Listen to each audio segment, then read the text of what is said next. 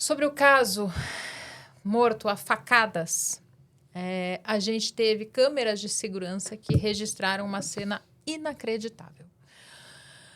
Pelo visto, o homem furioso já, estava de uma forma com uma arma acoplada em um soco inglês. A gente até engula o seco, porque ele estava partindo para cima da esposa, que estava com um bebê nos braços.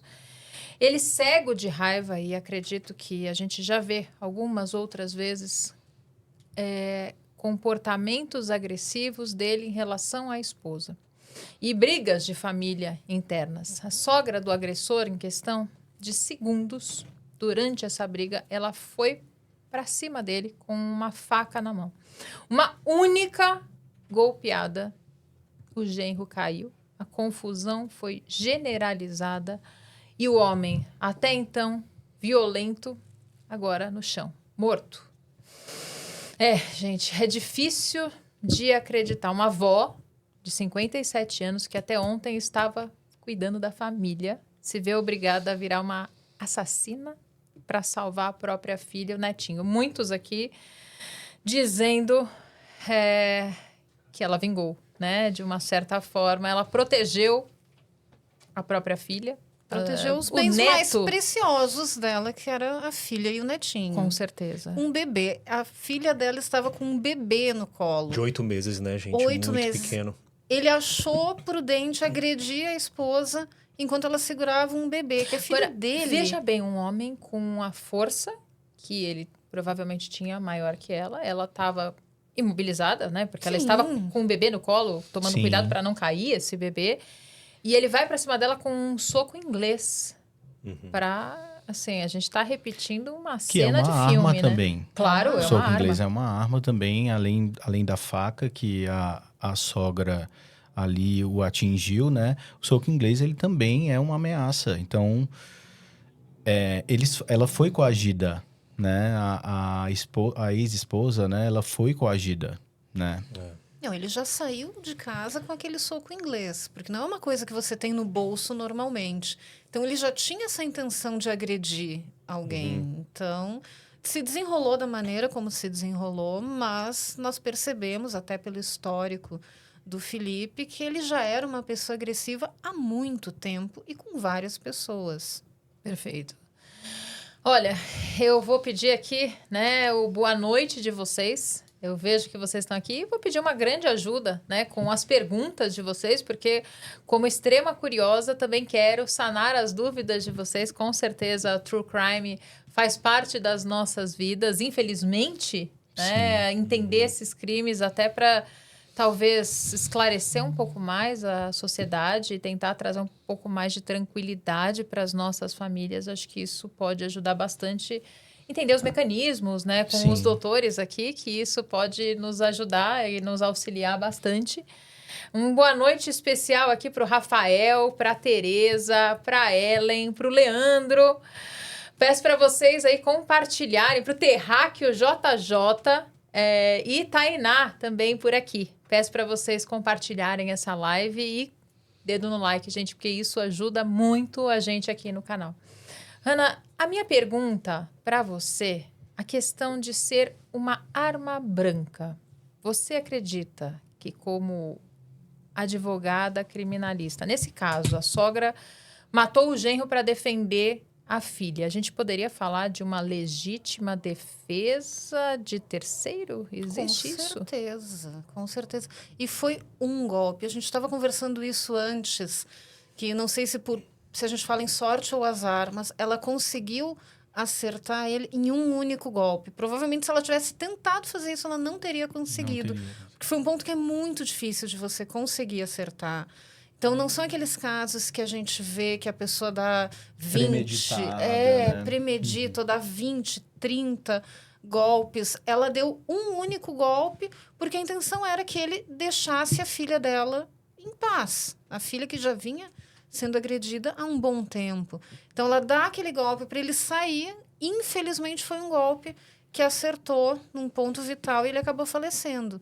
mas com certeza vai entrar como legítima defesa e ela não vai ser responsabilizada ou vai ser responsabilizada numa esfera muito menor do que se tivesse sido um crime premeditado.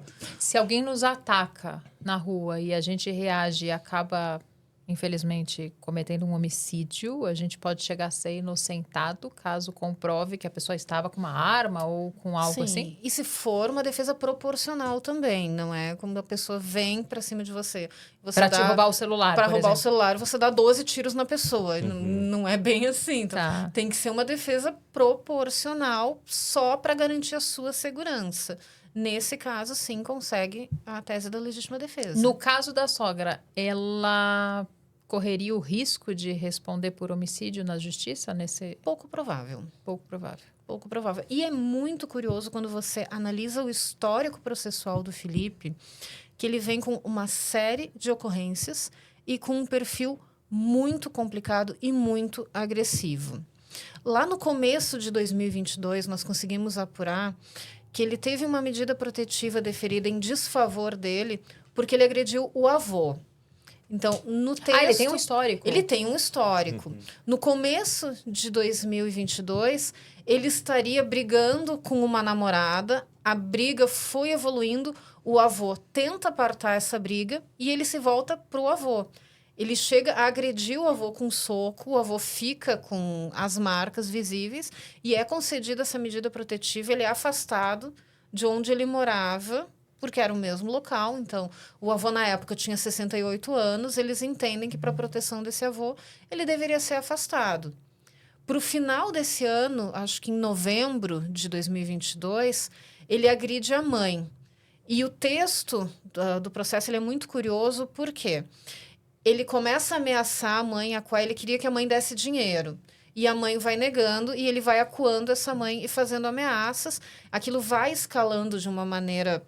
Ela se sente muito ameaçada, chama-se a polícia, eles são levados, porque ele estava muito alterado, e a mãe opta por não representar contra o filho. Ele é liberado. No caminho, voltando para casa, ele já vai ameaçando ela. Quando eles chegam em casa, ele volta com o mesmo teor das agressões e das ameaças. E ele começa que se ela não desse dinheiro, ele ia acabar com a vida dela, ele ia acabar com tudo, que a culpa da vida dele estar daquela maneira era da mãe. E aí ele resolve que ele vai depredar o carro da mãe. E aí ele pega um pedaço de pau e começa a quebrar o carro dessa mãe. A mãe tenta fazer ele parar e ele acaba batendo na mãe com aquele pedaço de pau. A equipe que vai atender essa ocorrência é a mesma que tinha atendido a outra horas antes. Então, aí sim ela representa e é concedida também uma medida protetiva. Então, você vê que ao longo dos anos é uma pessoa muito agressiva com uma série de ocorrências por agressão. Então, não foi um caso isolado que ele saiu de si, ele perdeu a cabeça. Não, ele já tem um histórico de agressividade. Hoje a gente está com o doutor João Vicente Lobo. Sim. Doutor Igor, qual é o sobrenome? Zovny. Isso. E talvez a gente possa entender um pouco mais nesse aspecto criminal, a mente, né? Esse histórico. A gente está falando de algum tipo de transtorno específico? Quais os comportamentos e sintomas? Porque, pelo que a Hannah trouxe, foi um caso que aparentemente só foi evoluindo. Sim. Boa noite, Larissa. Muito obrigado pelo convite. Imagina. É um prazer aqui a gente conseguir colaborar com esses casos que são tão relevantes na nossa sociedade, né? Esse grande ponto, quando a gente fala de agressividade, a gente não aborda um só tipo de transtorno. A gente pode abordar milhões de transtornos, porque é um elemento que ele faz parte de vários, né? Inclusive, esse tipo de cobrança é muito comum, por exemplo, em dependência química.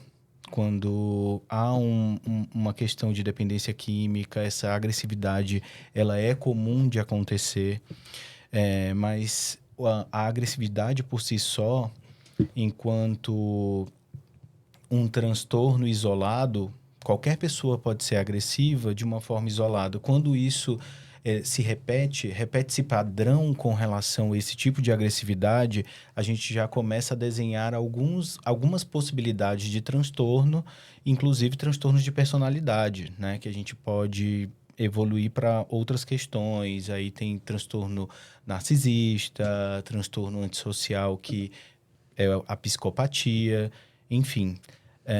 A gente precisa de mais elementos, mais histórico, para saber o diagnóstico que esse indivíduo tem, né? Que provavelmente não, que com certeza é um transtorno pela repetição. Agora, como que fica o estado mental, emocional dessa filha, né? Sim. É claro, o neto não vai ter muita consciência por 8 meses, Sim. né? É muito pequeno. Mas uma família que ficou marcada, né?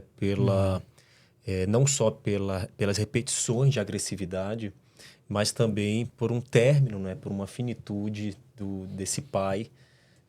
De uma maneira, enfim, foi uma fatalidade também, né? Ela tentou se defender, ela precisou se defender. Não foi possivelmente a primeira vez que ela tenta se defender, porque no vídeo a gente consegue perceber nas câmeras, né, que essa vítima, ela vai até o pai, né? No caso, ele vai até a casa da sogra e da esposa. E aí começa uma discussão muito grande. E aí a esposa desce com a criança para tentar conversar com ele, para tentar acalmar.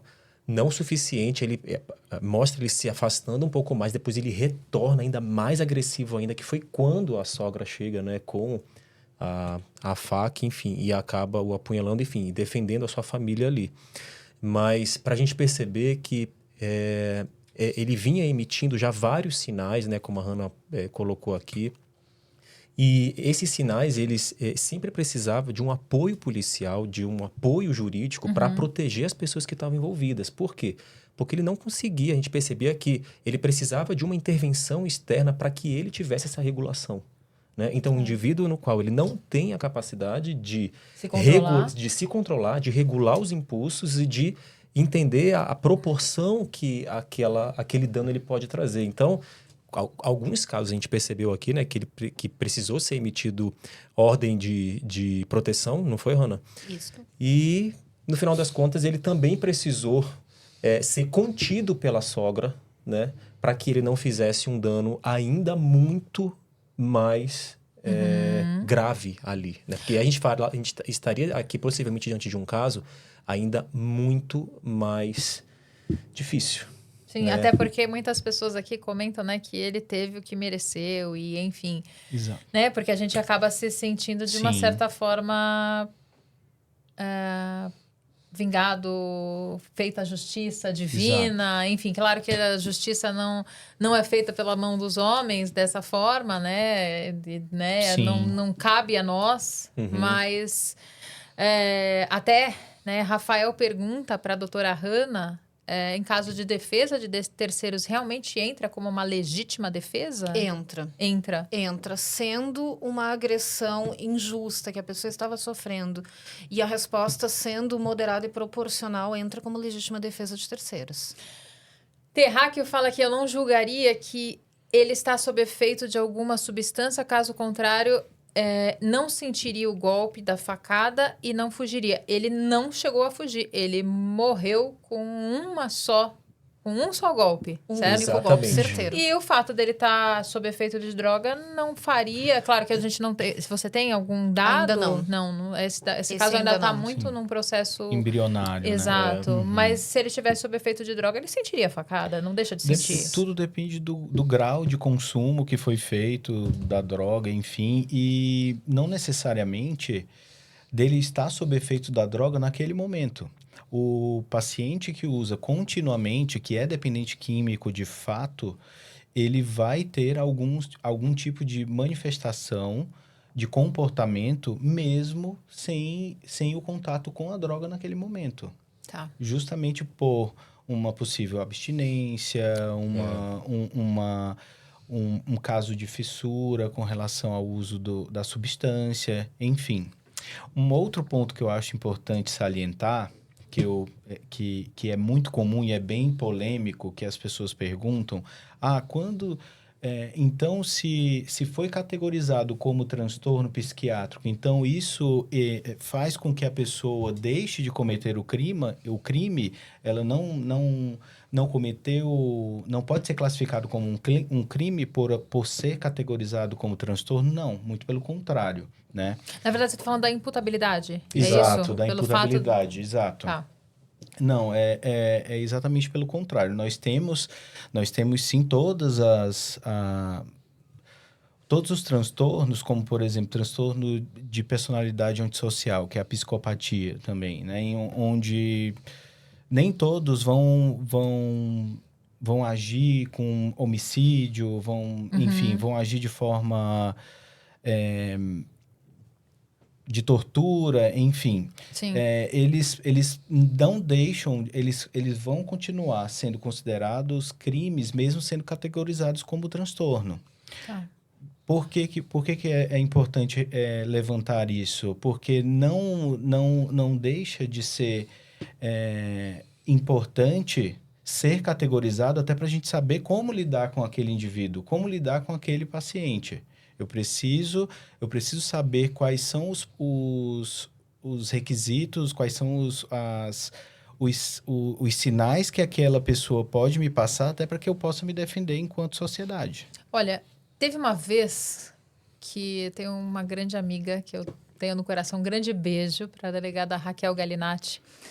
E eu vi ela comentando uma vez que não podemos portar nenhum tipo de arma, né? Seja até o spray de pimenta. Às vezes eu entro em carro de amigos, eu vejo ali uma faca, né? Ou até em Uber, para taco de beisebol para eles se defenderem de um possível assalto. E aí eu pergunto, né, para doutora Hanna, né? Como que a justiça avalia esse uso de arma branca em conflito doméstico? Porque não sei se isso é muito comum. Mas infelizmente. É comum. Infelizmente. E como que a justiça avalia? Porque aí já entra como uma questão de uma arma mesmo, certo? Sim. Eu posso portar? Acredito que eu não posso portar, certo? Não. Nenhuma arma branca transitando na rua. Você pode ter uma faca na sua bolsa porque você vai comer alguma coisa e precisa daquela faca para cortar uma laranja, alguma coisa. Um soco inglês? Não. Tá. Mas a faca, ela passa a ser uma arma branca no momento que você usa ela como uma arma. Então, se você está com ela na boca... É a intenção por trás do objeto também, Exatamente. né? Mas, por exemplo, teve uma vez que meu marido foi parado numa blitz e ele usava aparelho na época, a gente está falando aí de acho que uns 20 anos atrás, e ele foi parado numa blitz e ele tinha uma faca de cozinha para cortar a maçã, porque ele não podia morder a maçã com o aparelho. E aí ele ficou apreendido lá horas e horas com o policial porque achavam explicar que bem complicado para ele conseguir sair da situação. O ideal é não carregar nada que possa causar um entendimento uma confusão no entendimento. Certo. Então, mas aquilo passa a ser uma arma e passa a ser legal carregar no momento que você utiliza aquilo para ferir ou para corrigir outra pessoa. Então, no momento que ele pegou o soco inglês e foi para cima, ela passou a ser análoga a uma arma branca e o que ele fez passou a ser um crime. Tá. Então, ou seja, ter um soco inglês na bolsa sem usá-lo... Você pode perder algumas horas tendo que explicar, Tem que se explicar. Diferente de uma faca, que você pode ter uma faca e uma laranja. Ok. Você precisa ter a laranja. Você não pode ter comido a laranja. Até porque ele partiu para ação, né? Então ele pegou um objeto somado a um comportamento que havia uma intenção explícita de conter a mãe do filho dele, né? Enfim, conter a sogra. Então aí a gente já configura, já está num outro espectro, não é? E um histórico complicado, uma relação familiar muito complicada. Então você vê que nada estava a favor dele ali. Olha, estamos com 82 pessoas e 44 likes. Gente, dá uma força aqui para mim, vai. Dá uma força pra gente, né? Porque a gente realmente precisa desses likes, tá bom? É muito importante. Agora, assim, o advogado de defesa da sogra afirmou que ela agiu em legítima defesa. Sim. Né? Acredito que, como Hanna mencionou, para proteger a filha, o neto e a própria vida, né? Uma vez que Felipe, a gente precisa deixar bem claro o nome dele aqui, estaria ameaçando e agredindo as duas constantemente, De acordo com as testemunhas, Felipe estaria rondando o prédio e monitorando a família desde o início da tarde, inclusive tendo uma história de agressões e registros, como a Hannah mencionou. Polícia Civil liberou a sogra após o depoimento por falta de elementos para prisão em flagrante. Agora sim, essas imagens e os relatos das testemunhas influencia a compreensão legal da dinâmica do crime ou você acredita? Eu não tive acesso aos depoimentos das testemunhas, mas tudo aponta realmente para a legítima defesa. Sim. E a gente tem, assim, a legítima defesa em caso de violência doméstica, quando acontece uma agressão, seria algo, uma forma. Sim. Além da denúncia, claro. Acho que o mais importante seria, no caso, a denúncia antes, né, que acontecesse uma tragédia dessa forma. O essencial é sair desse ciclo de violência. A gente vê que ela já estava nesse ciclo há muito tempo. Provavelmente, aquela ocorrência da briga com o avô, que ele tenta interferir numa briga com a namorada, provavelmente era com ela, porque diz que eles ficaram noivos em 22. Então, é muito provável que já fosse ela. Tá. Então, a gente já entende que seriam pelo menos... Uma relação aí de alguns anos já de agressões, né? De agressividade. É o que a gente fala quase todo o programa, porque, infelizmente, quase todo dia a gente traz um caso de uma mulher agredida. Então, o relacionamento ele não começa agressivo, ele vai progredindo. Então, vai saber quanto tempo ela ficou com ele e com aquela esperança de ele vai mudar, as coisas vão ser diferentes. Foi a última vez. Então, o essencial é a pessoa sair desse relacionamento. É nunca chegar num caso de legítima defesa. É tão difícil quando a gente está dentro de uma relação, porque assim, começa uma questão de um ciúmes e às vezes a pessoa, né, tem uma fala mais agressiva, pega numa ferida nossa, machuca. E aí você... às vezes fica mal, se culpa, acredita que você teve, né? Eu fiz algo, ou enfim, eu deveria ter compreendido, eu deveria ter sido mais forte, deveria ter sido mais firme, ou deveria me posicionar de uma forma diferente. E aí isso só vai aumentando esse ciclo de ciúmes e de poder, e aí a pessoa vai sentindo que é seu dono, você não vai conseguindo colocar limites, né? E nós somos muito educadas. A mulher deve salvar o relacionamento. Então, se o relacionamento está fracassando, é porque você não está edificando o lar, você não está tentando o suficiente. Então, às vezes, a mulher fica nesse complexo de salvadora, não por uma escolha consciente, mas porque ela teve toda uma socialização nesse sentido e ela não vê como a primeira saída abandonar o relacionamento. Ela sente que ela tem essa responsabilidade de tentar até o último recurso fazer dar certo. É uma crença introjetada, né, pela própria sociedade que faz com que a gente acredite e priorize o relacionamento e o homem precisa sair para trabalhar e claro que não é mais assim hoje em dia, mas é o conto da Disney em que a mulher foi feita para agradar o homem, o príncipe encantado, e assim está resolvida a vida dela, né? Exatamente. E aí não deu certo, como que ela vai sair? O que ela vai falar para a família? Como é que ela vai dizer para a família que ela não conseguiu salvar o casamento? Como ela vai dizer para a família que ela está sendo agredida? Exatamente. Então, falem, denunciem, gritem. E até você ouve alguém fazer isso, você também pode denunciar, você pode ligar ali 190, tem um outro número também, né, em relação a denúncias contra mulheres. Eu acho que é o 180, se eu não me engano. Sim. Uhum. É impressionante, né, como essas relações, elas começam, a regra do jogo vai sendo distorcida, né, a regra das relações, ela vai sendo distorcida, e aquilo que era muito errado passa a ser relativizado, e essas pequenas violações de respeito e integridade ao outro também vai se avançando. Então, como a gente comentou aqui, nunca começa com um soco, nunca começa com um comportamento muito disruptivo ou muito impactante, não. Mas é uma violação do espaço do outro, uma dificuldade de perceber que o outro tem uma independência, um respeito que precisa ser zelado. E aí essa configuração ela vai sendo alterada. E a pessoa tenta corrigir, né? Tenta corrigir de um lado, tenta corrigir do outro. E, de repente, aquilo que parecia não ocorrer mais novamente vem de forma ainda muito mais pesada, né? E quando a pessoa vê, ela está envolvida ali até o pescoço da situação, é muito difícil, realmente, é muito difícil. São anos, né? Assim, entrar num relacionamento doentio como esse, daqui para amanhã entra. Agora, para sair, são anos. É muito difícil, realmente.